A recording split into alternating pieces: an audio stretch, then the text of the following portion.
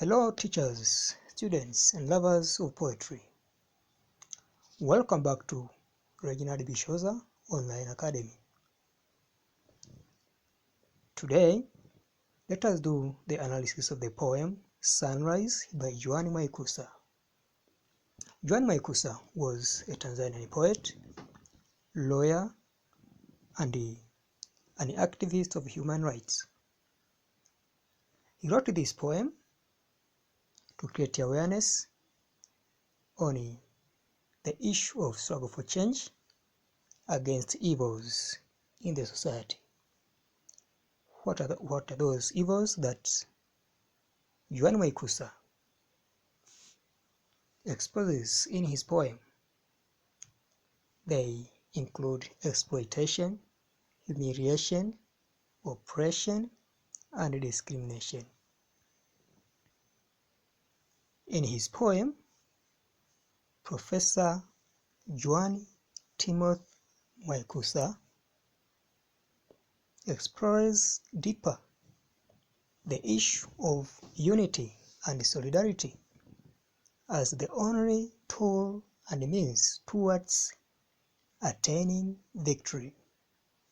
And it is through the characters in this poem named the sons of the land, symbolically representing Africans who were under the burden of colonialism. Before we move further, let me take you to the actual reading of this poem. The poem reads, "Behold, the sun has risen, and with it the sons of the land have risen too. Forward they go, well armed, singing praises to the beauty of the sunrise, with the determination of long-term warriors, challenging the enemy with the courage of free mind, and the vigor of a clear purpose. Sit and wait, brethren. Wait and see what glory they bring at sunset, how they pay homage to the land and their people." Dear listeners and viewers, having read the poem, may I take you to the verse-by-verse analysis of this poem as we explore deeper on language use and the content at large. From the first verse, behold. The word behold has been used to mean look at. So it is like an attentive device used to attract attention to the audience or to the readers as far as the subject matter of the poem is concerned. The second verse reads, "The sun has risen." The second verse creates an image of the sun that has risen. But this verse has symbolically used to imply the beginning of the struggle against evils in the society. And it is in the same verse that we get to know the use of assonance and the consonants respectively, whereby the consonant sound, as far as consonance is concerned, the consonant sound n has been used at the end of words sun and risen. Assonance has been used whereby the poet has made the use of the vowel sound a in some words, sun and has. The third verse, "And with it the sons of the land have risen too." In this verse, we get to know the use of symbolism as a figure of speech, whereby the sons of the land in this verse have been used to symbolize Africans who were under the burden of colonialism. Who were those Africans during colonial era? The sons of the land implied in this verse mean the peasants and the workers, but also the proletariat class, or the class of the producers. In the fourth verse, the poet says, "Forward they go."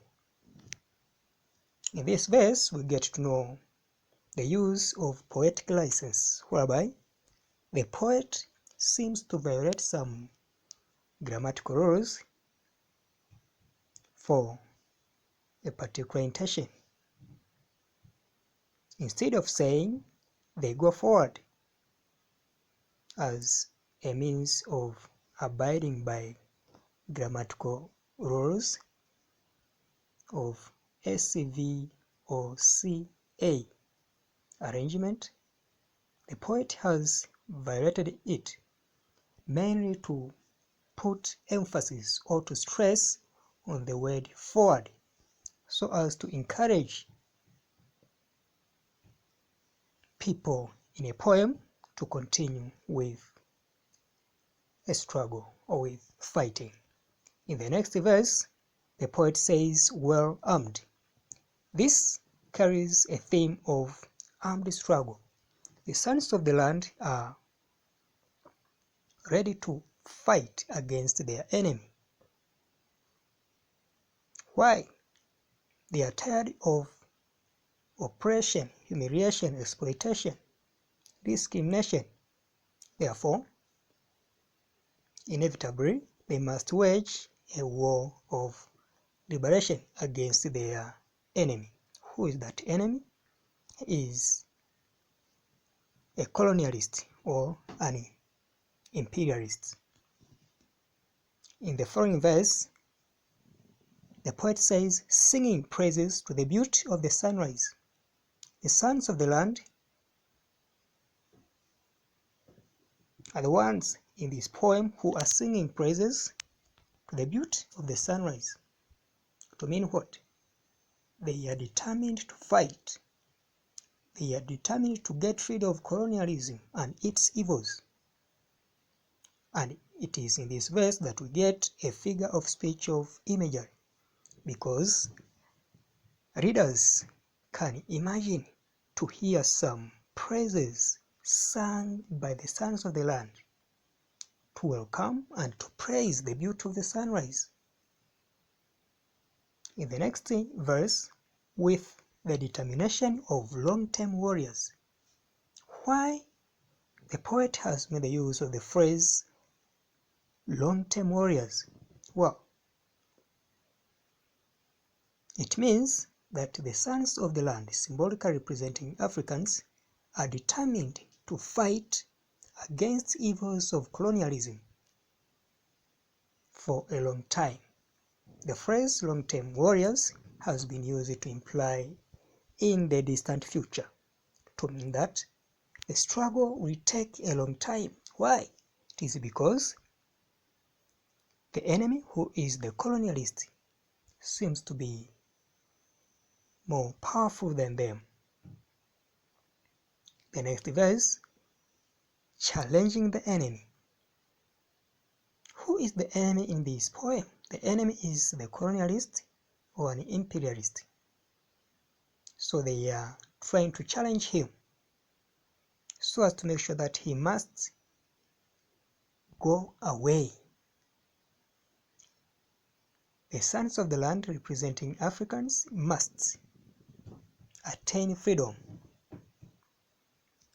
In the next verse, with the courage of free mind, we get a theme of sacrifice and courage, whereby the sons of the land seem to be courageous and have got a free mind, a mind to fight their enemy, a mind to get rid of colonialism. And that is their weapon, a free mind and courage. their weapons so as to attain self-determination. In the next verse, and the vigor of a clear purpose. They have a clear purpose. They have a purpose behind fighting their foe, fighting their enemy. It is because of the oppression, exploitation, discrimination done by the enemy towards them. So they must wage a war against their enemy. Sit and wait, brethren. The writers made use of consonants in some words, sit and wait, whereby the sound t repeats at the end of some words, sit and wait. Sit and wait, brethren. Wait and see what glory they bring at sunset. Wait and see what glory, what victory they bring at sunset. And we hereby also get a figure of speech of symbolism, whereby the word sunset has been used to symbolize the end of the struggle against evils in the society. We hereby also obtain a figure of speech of imagery because the reader can create the mental picture of a sunset. The next verse, how they pay homage to the land and their people. In these two last verses in this poem, the writers made the use of a structural device called enjambment, whereby the last but one verse has been broken just to continue in the following verse by saying how they pay homage to their land and their people. The two verses convey a theme of patriotism because the sons of the land, implying Africans, seem to be patriotic. They love their land and they are ready to fight for it and die for it. Why? So as to attain victory. Dear listeners, let us briefly pass through the guiding questions as a part of memorizing and remembering the poem. Well, the first question asks, write the title of this poem in one word. The title of this poem is Sunrise. The second question, what is the poem about? Well, the poem is all about the sons of the land who have risen up, singing the beauty. They are singing actually the praises to the beauty of the sunrise as they challenge the enemy waiting for victory at sunset. And to prove this, the persona says, behold, the sons of the land, the sun has risen, and with it the sons of the land have risen too. Forward they go, well armed, singing praises to the beauty of the sunrise. Another question, for whom does the poem tell us that the sun has risen? As far as in this poem, the sun has risen to the oppressed ones, to the oppressed class, the class of the peasants and workers, who have been symbolically represented by the phrase, the sons of the land, symbolizing Africans who have risen up against evils of colonialism. What are those evils? They include oppression, humiliation, exploitation, and discrimination. Another question, what does the word sunrise symbolize? Well, in this poem, the word sunrise has been used to symbolize the beginning of the struggle against evils, against evil practices in the society. What is the theme of the poem? The theme of this poem predominantly is struggle for change against evils of colonialism. Who are these people who seem to wage the war against such evils are the oppressive ruling class. Are the oppressed class of the peasants and workers. What type of poem is this? Dear listeners,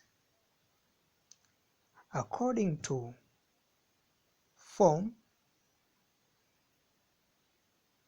this poem is a free verse poem, for it does not rhyme throughout. There is also variation in the length of verses, but also there is variation in the number of syllables across verses.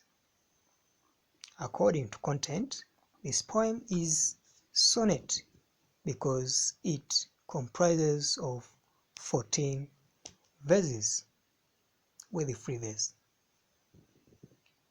Comment on the structure of this poem. Dear listeners, as far as the structure of the poem, we highly base on the number of verses in each stanza, but also the number of stanzas in the number of stanzas in a poem, without forgetting some other criteria like